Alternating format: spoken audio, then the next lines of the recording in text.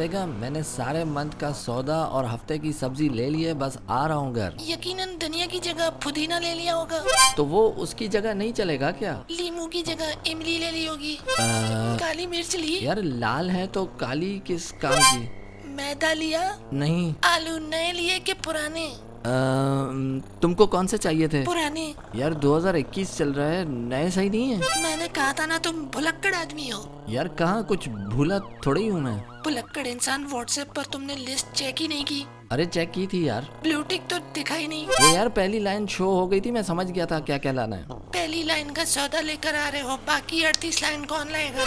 तो यार कॉल कर लिया करो ना। तो फिर व्हाट्सएप मैसेज किस लिए बनाया गया है? चलो ठीक है, कल ले आऊंगा। अभी के अभी वापस जाओ, लेकर आओ, वरना आज का खाना नहीं मिलेगा। नहीं भाई नहीं, बस मैं आ गया हूँ वापस अब घर।